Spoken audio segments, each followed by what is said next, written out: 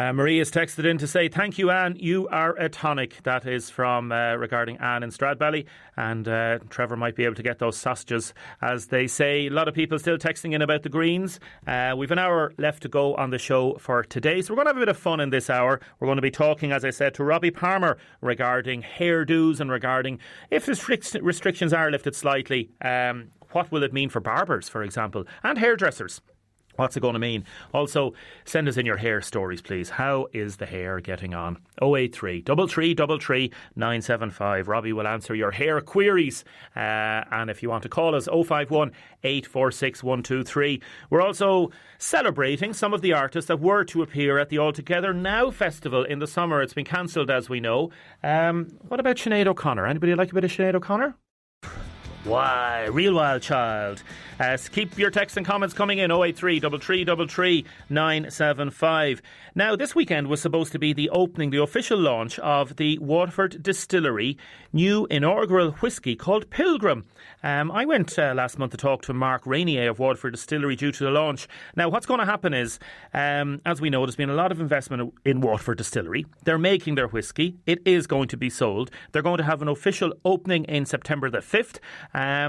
But they are going to be, the whisky is going to be available through the company over the next few weeks and months. And it's a special whisky. And it's going to create a big buzz around, I suppose, the investment and the positivity that is going to be coming out over the summer as we come out of this regarding, I suppose, the future of Waterford City and County and this market that's there. So I had a little chat with Mark. Here's just a little bit about what Mark had to say. Good afternoon. Good afternoon. Hi. What are you sniffing there? Sniffing there is... Ned and I were just looking at some of the first bottlings that Ned is putting together of Waterford whisky. So we've got 4 bottlings here. 3 single farms from Bannow Island, from Rathmeaden and from Kilbeggan. Now, when you're sniffing, is that the correct word? Nosing. Yeah. Nosing. See, that shows how much I know. I'm going to learn a lot here, and so will our listeners. Pilgrim. That's the Pilgrim. When you're nosing a whisky, what are you looking for? Well, it's balance. Balance is what you're looking for. An intrigue. Well, these are sort of difficult things to explain without having something in front of you.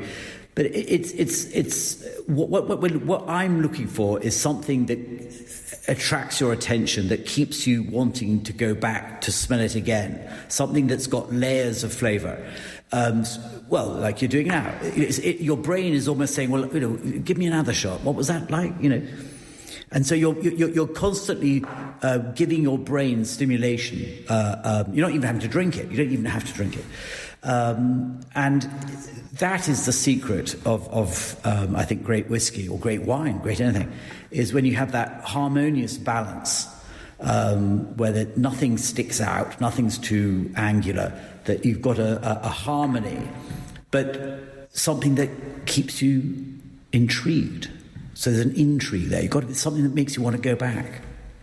How long does it take somebody to develop a good nose? Well, I mean, we're all born with it. Most people are born with it, unless you're sort of, completely devoid of any sense of smell or flavour. And funny enough, girls are often better at it than boys to start with, because they use their sense of smell more.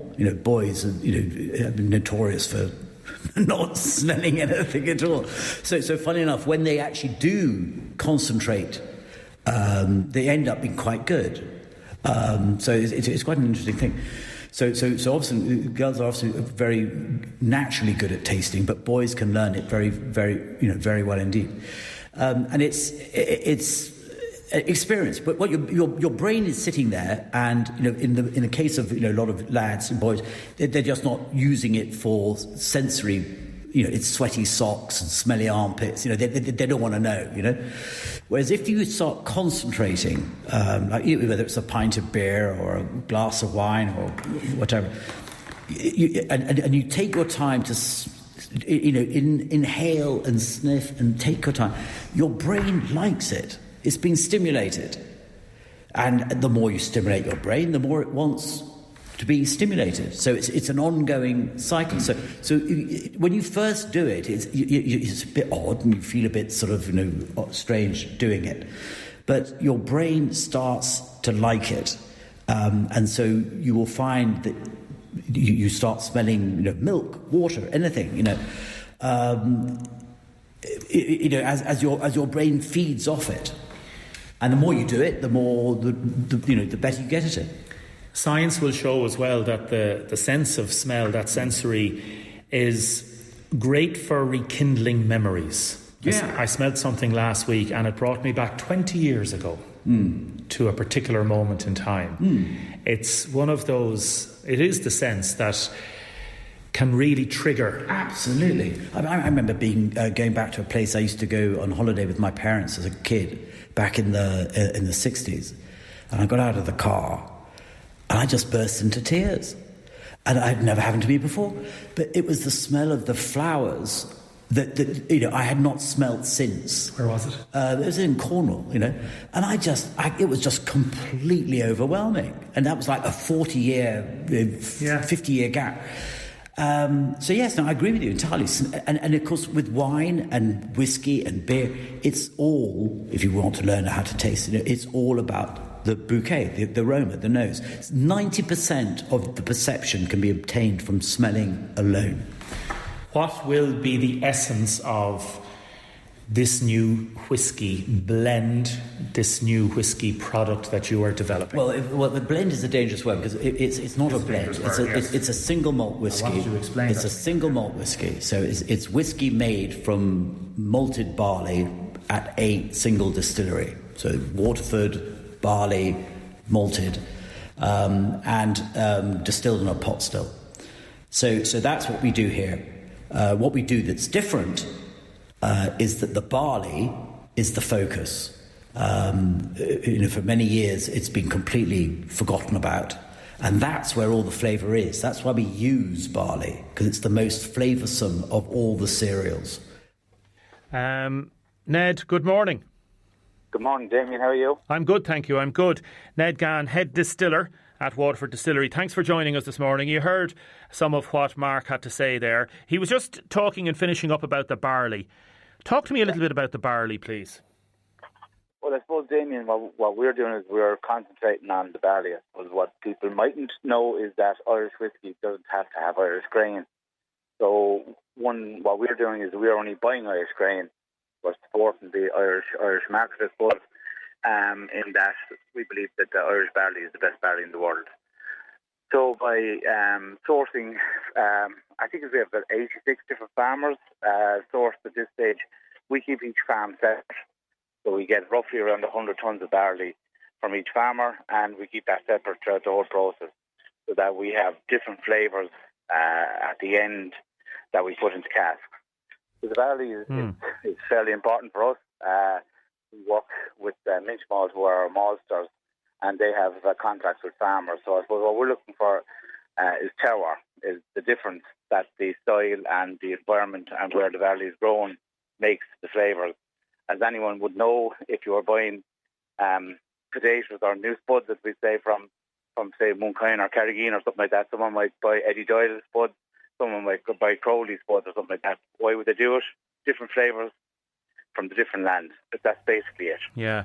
Can you explain to me, please, the launch was supposed to be this weekend. There was a big event planned. We were going to do an outside broadcast there. There was going to be hundreds of people turning up. Obviously, all that's had to be put away and it's not happening now. What's the plans? You're going to do a Facebook Live thing this Saturday, and then there's going to be a relaunch, hopefully in September. Is that it?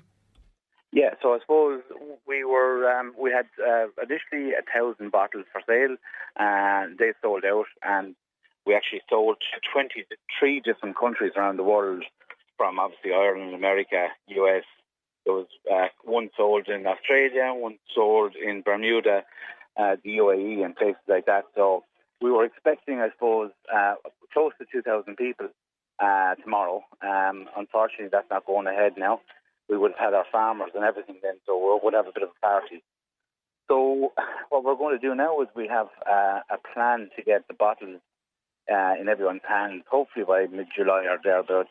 So we'll just have to see how that goes. We have a plan in place.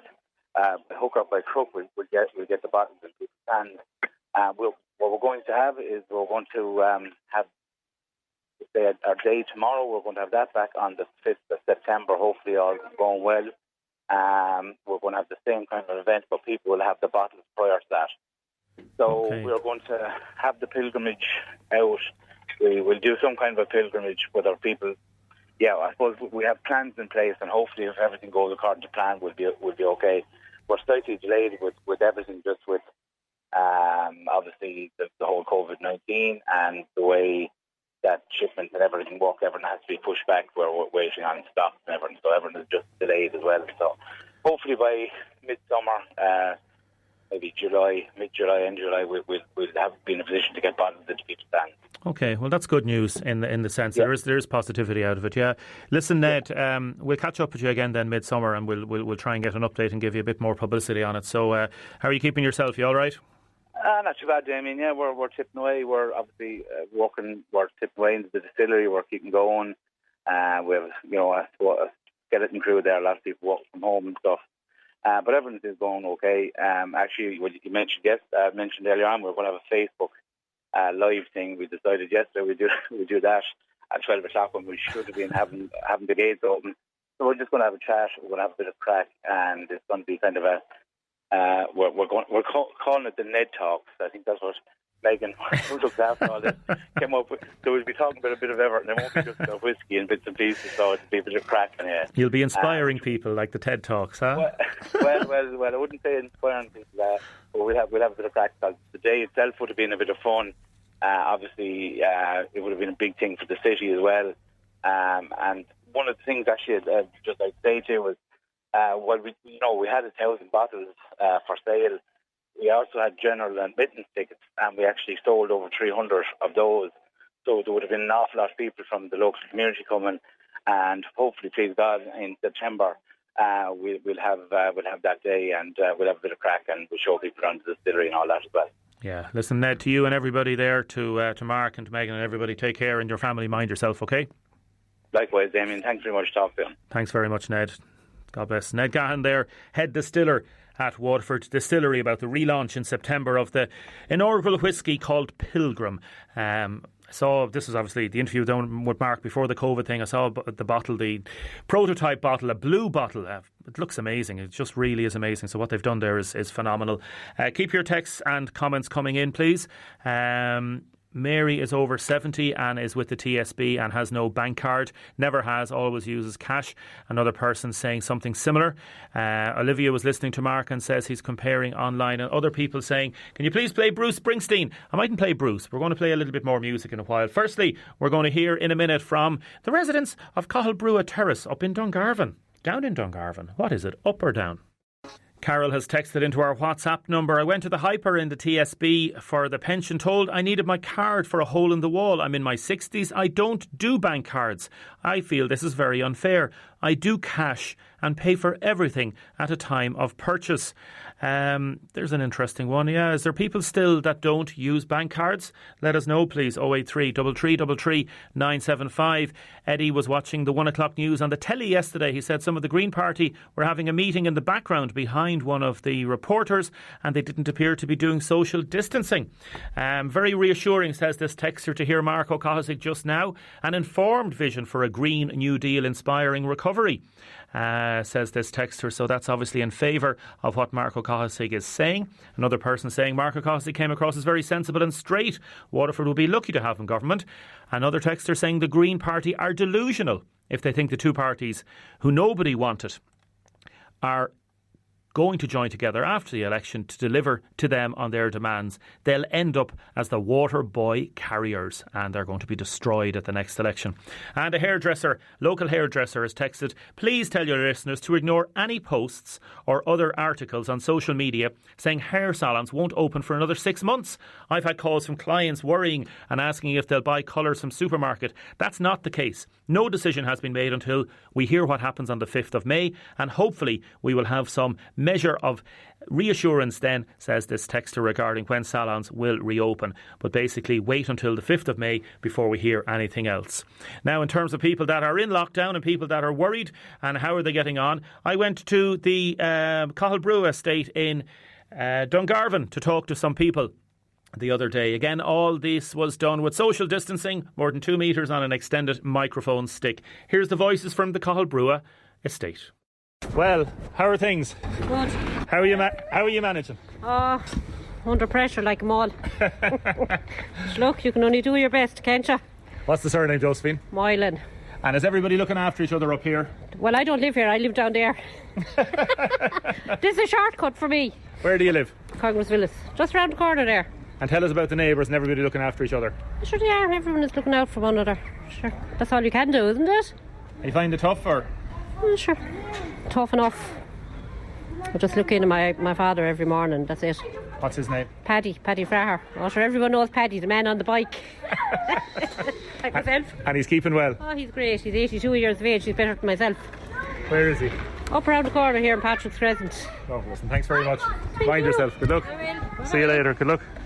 Here, Mary, come out and talk to me for a second. How's it going? How's it going? Back. How are you, boy? What's the name, Mary? Mary Duggan. Tell us, how are you getting on?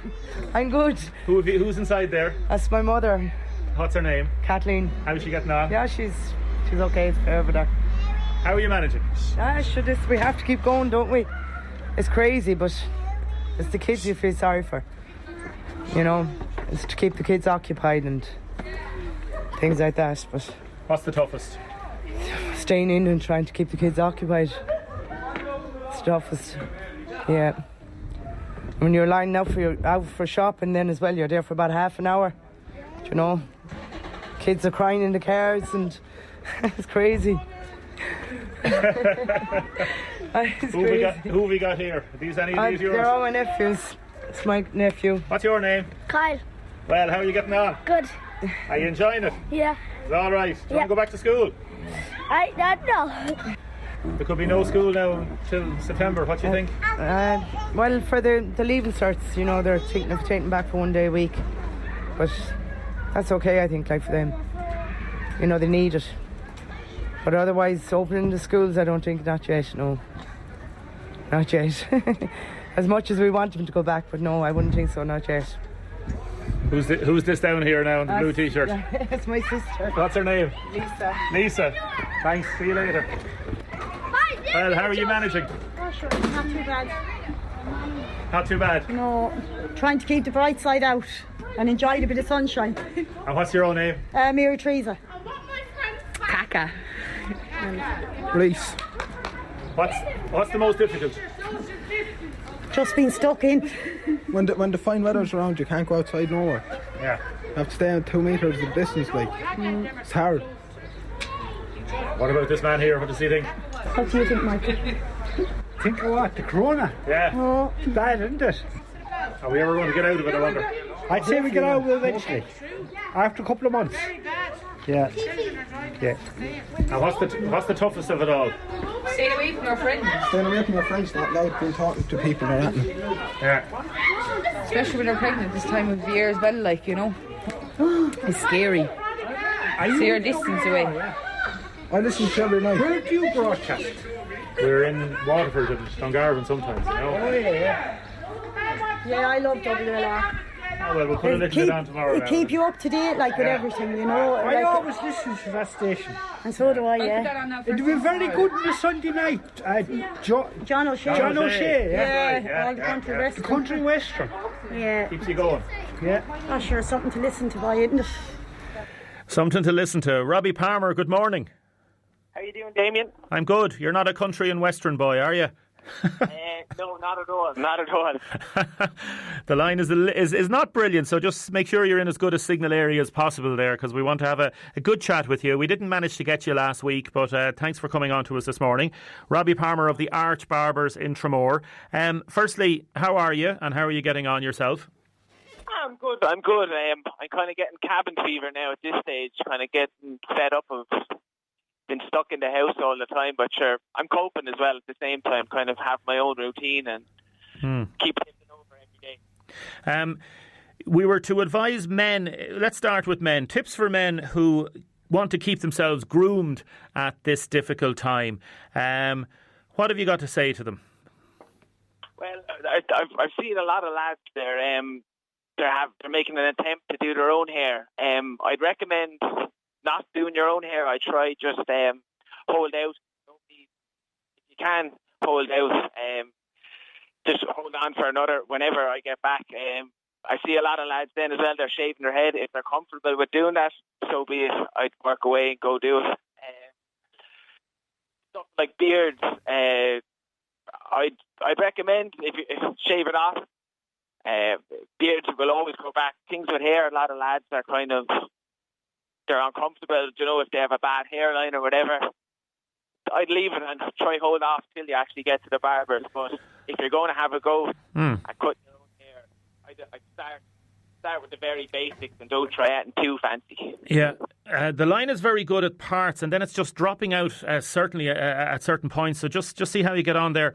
The first thing is, I suppose, lads cutting their own hair might be difficult, but then they might get mammies or daddies or sisters or grannies to cut their hair, and they might ask for a particular kind of haircut, whatever it might be, and then the mammy or whoever will make a complete bags of it and a complete balls of it, and will say to the young lad, yeah, that's all right, that's fairly good, and there's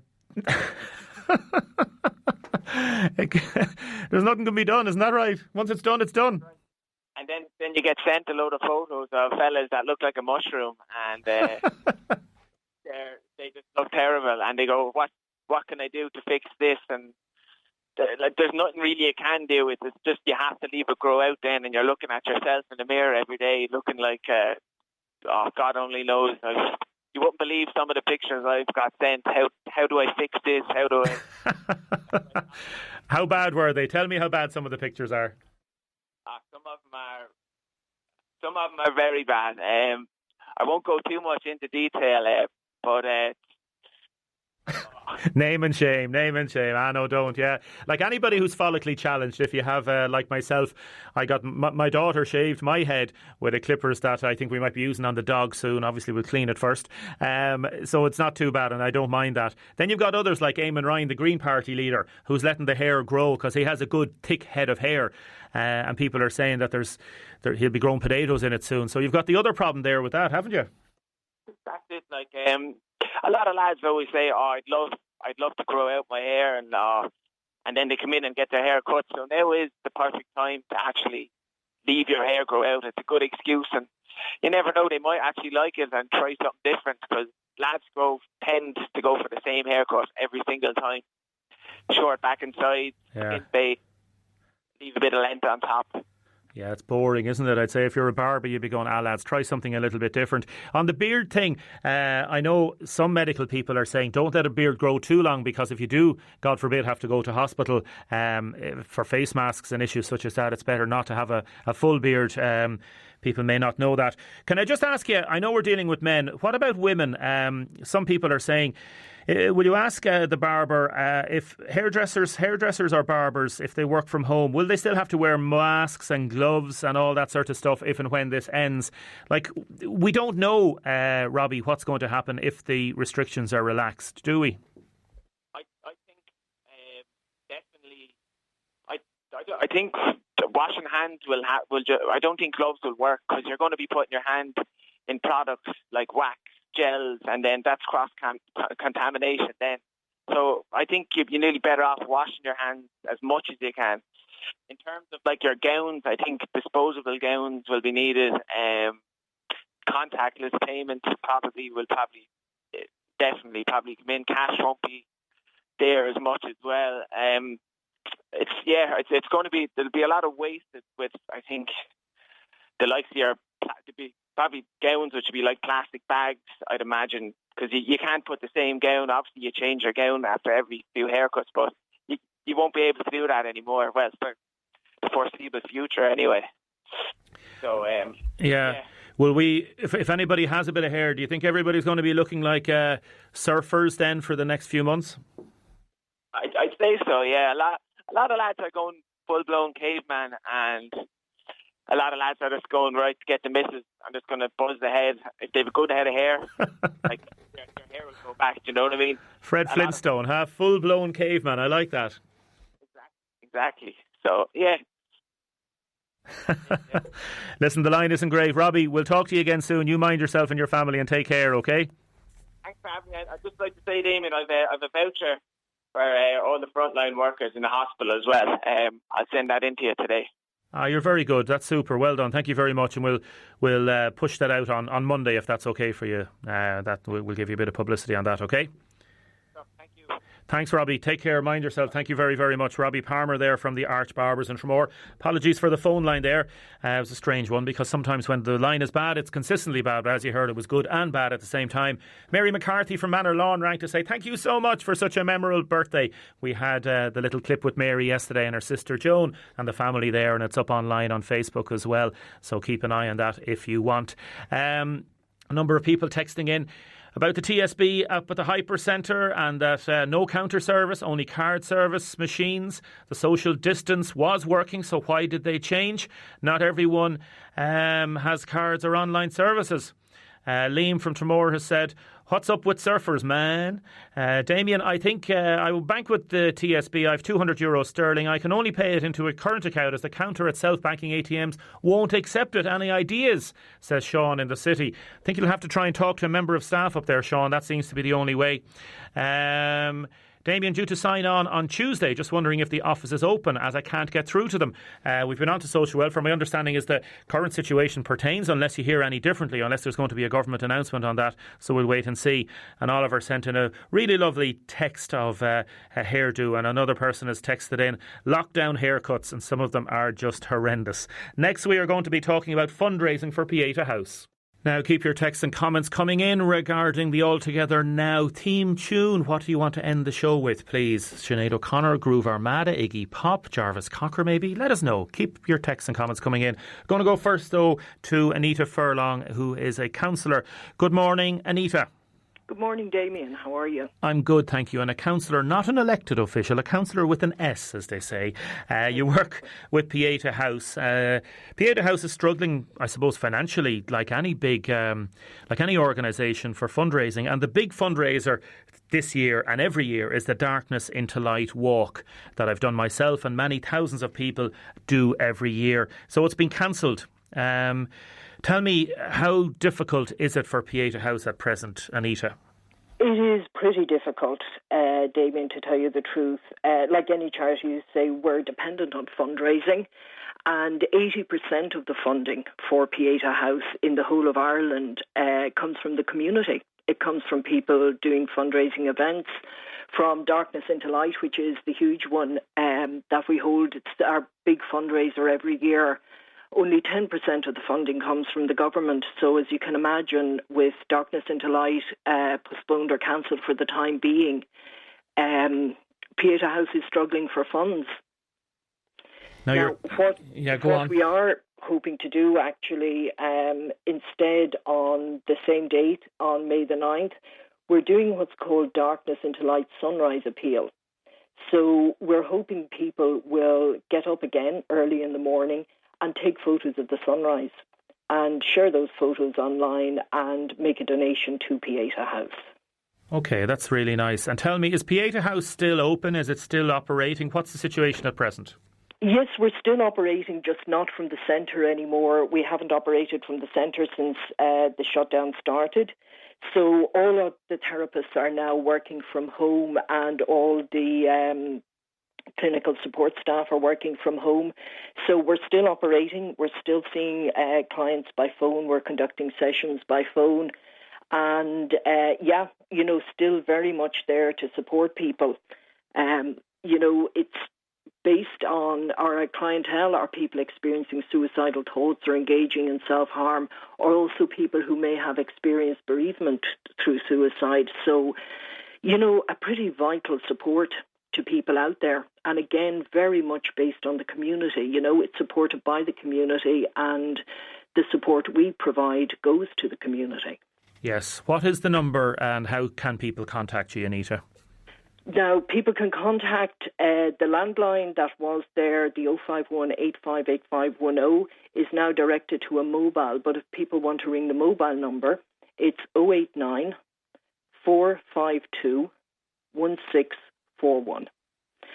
And if anybody is thinking of maybe perhaps fundraising on behalf of Pieta House, we have an absolutely fantastic fundraising coordinator in Olive Ruan, and her number is 087 974 6702.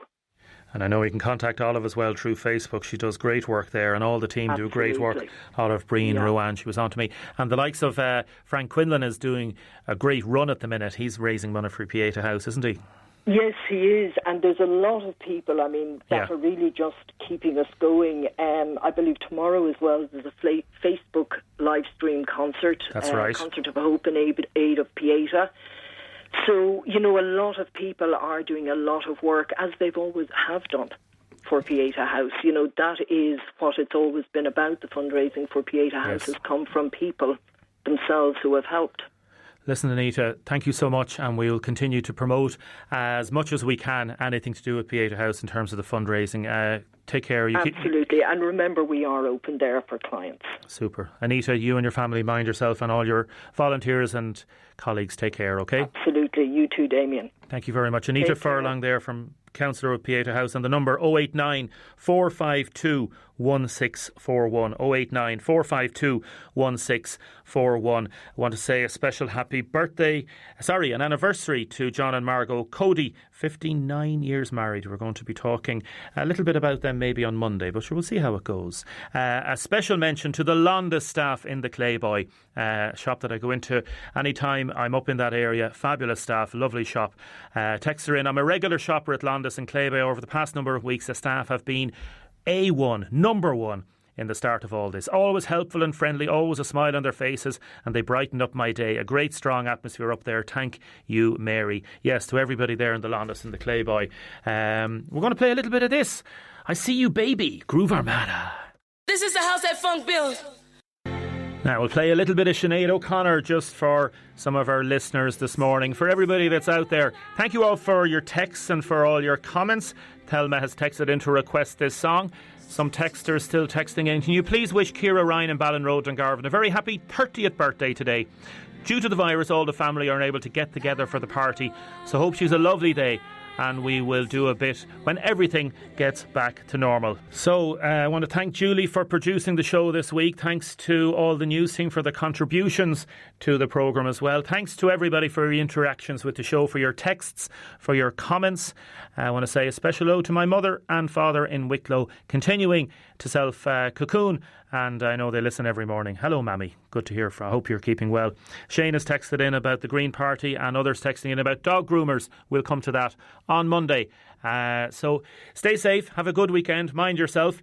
And we're going to leave you with a couple of people. Must have some Groove Armada fans out there. This especially for Julie at the River. Groove Armada. Jeff is up next. Have a great weekend, mind yourselves, and take care.